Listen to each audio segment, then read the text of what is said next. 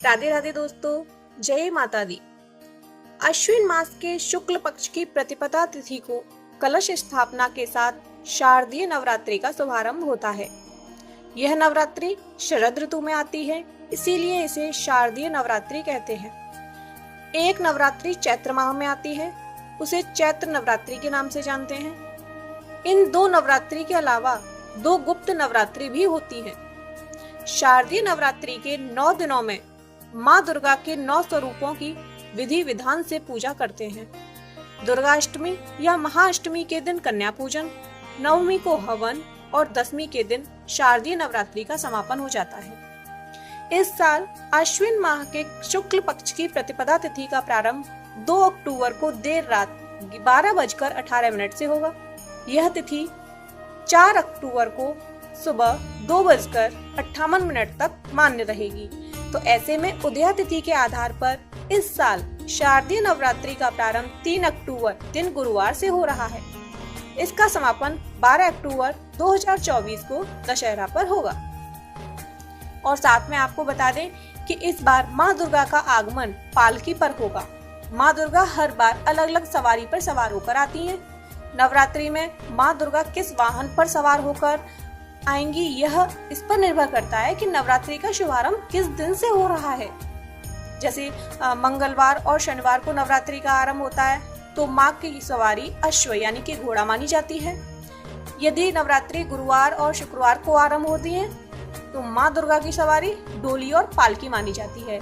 और यदि माँ दुर्गा रविवार और सोमवार को आती हैं, तो उनकी सवारी हाथी होती है।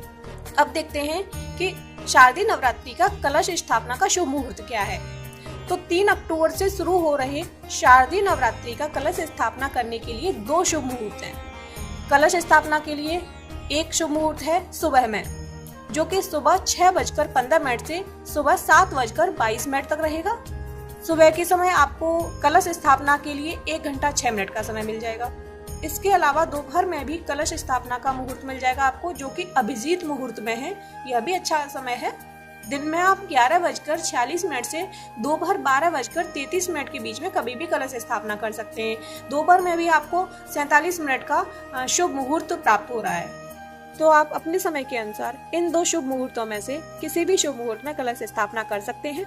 माँ के 9 रूप होते हैं और 9 रूपों में 9 ही तरह का भोग लगता है। तो बात करेंगे किस दिन किस माँ की पूजा की जाएगी और उनका भोग क्या लगेगा।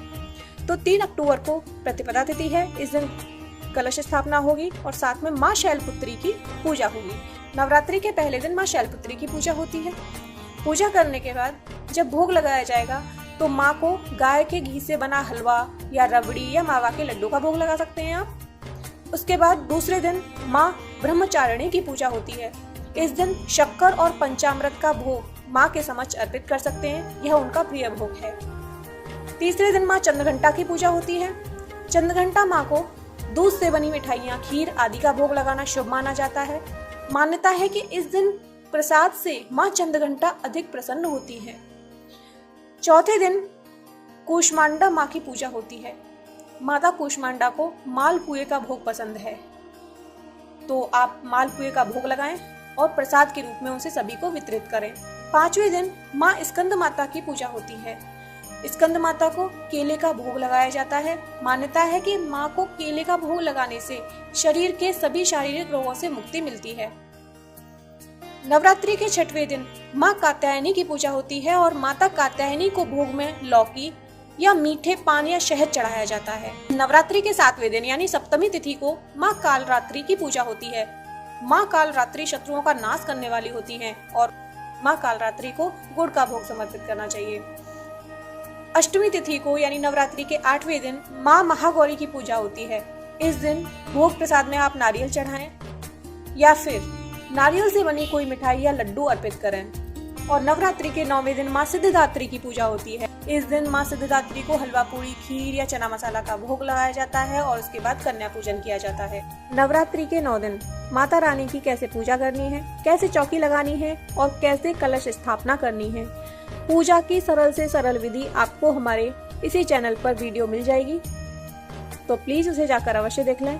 और अगर आपको हमारे द्वारा दी गई ये जानकारी पसंद आई हो तो प्लीज वीडियो को लाइक करें और चैनल को सब्सक्राइब करें। जय माता दी।